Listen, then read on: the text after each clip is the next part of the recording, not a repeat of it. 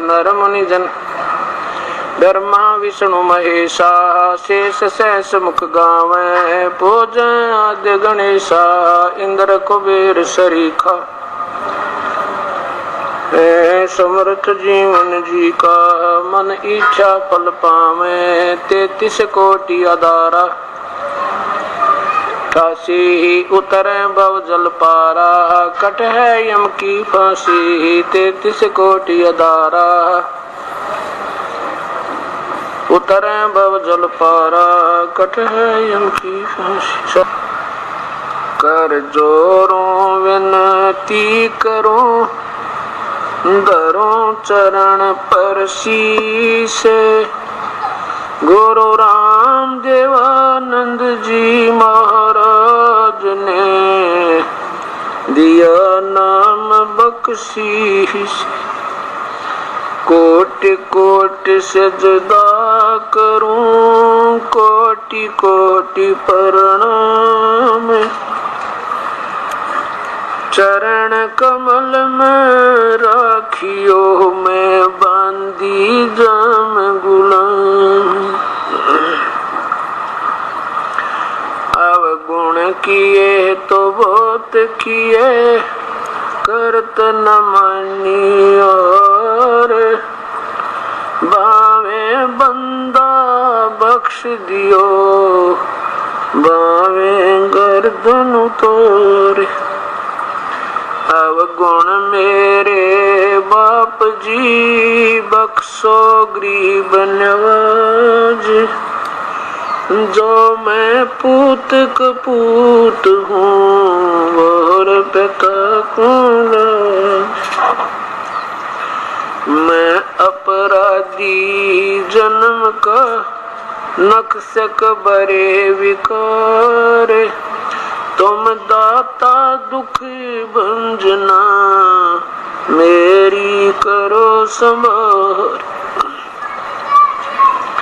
कूता तेरे दरबार का मोतिया मेरा नाम गले प्रेम की जेवड़ी जा खेचो वहाँ जाऊं मैं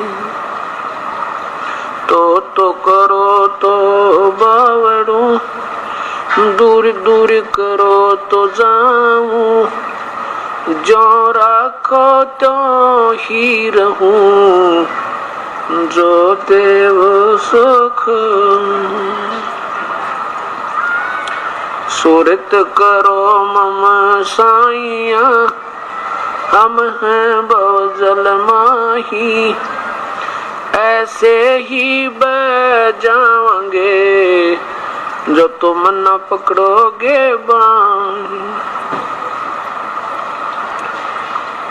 परम पिता परमात्मा पूर्ण ब्रह्म सारी सृष्टि के रचनहार कुल मालिक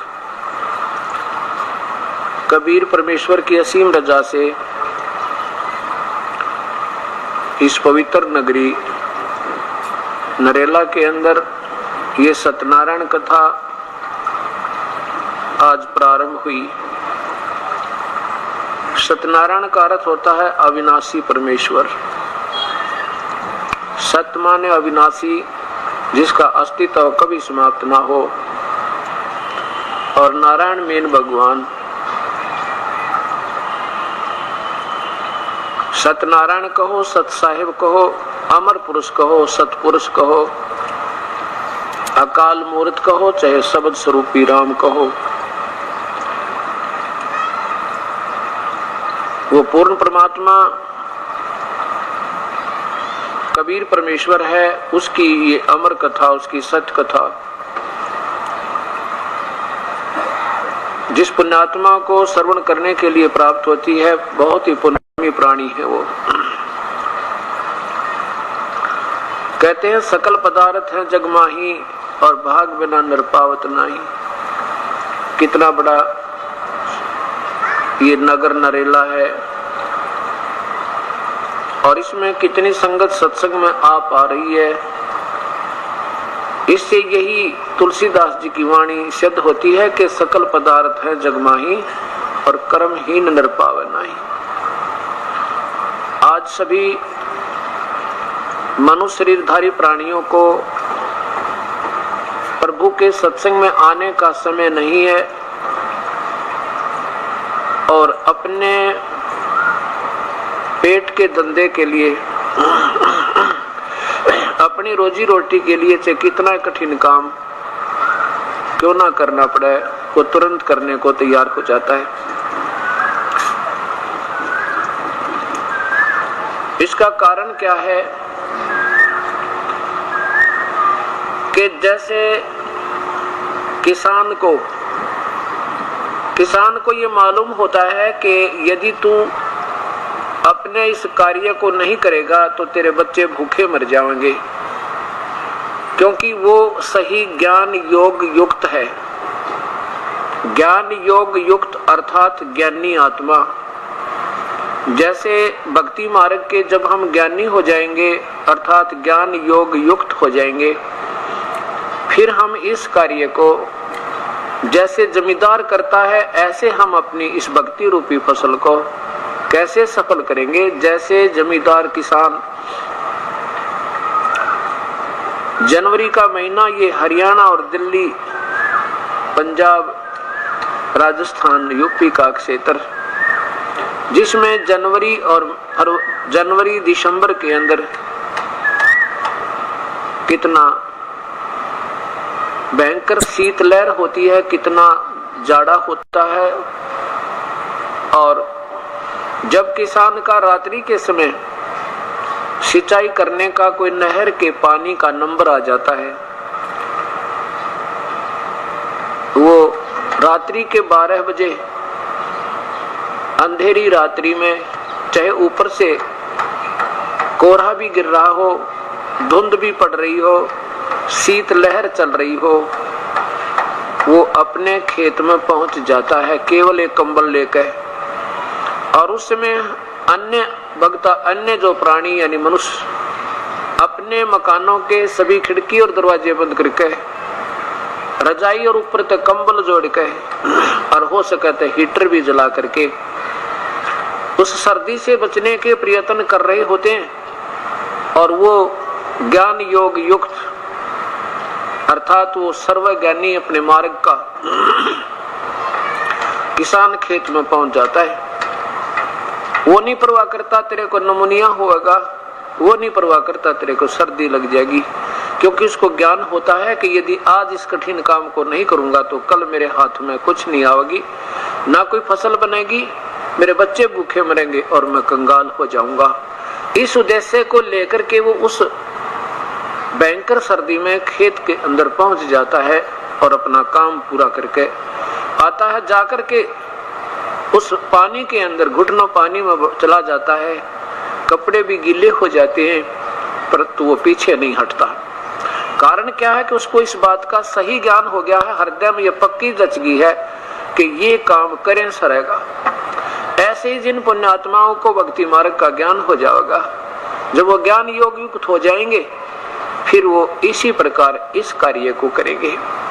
चाहे कोई समाज नाराज हो, चाहे कोई बुरा कहे, चाहे भला कहे, और चाहे कोई वैसे किसी कोई आवश्यक कार्य भी हमारा रह जावे, चाहे सर्दी हो या गर्मी हो, फिर हम इसकी कभी परवाह नहीं करेंगे, क्योंकि हम अपनी भक्ति रूपी फसल को फिर पूरा करके मानेंगे।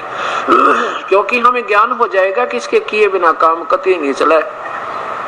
इसलिए परमात्मा पूर्ण ब्रह्म कहते हैं, मानुष जन्म पाय कह नहीं रटे हरि नाम, जैसे कुआं जल बिना वही बनवाया क्या कामे। कबीर हरि की भक्ति करो तज विषयों रस चोज, बार बार न पाओगे ये मनुष्य जन्म की मौज।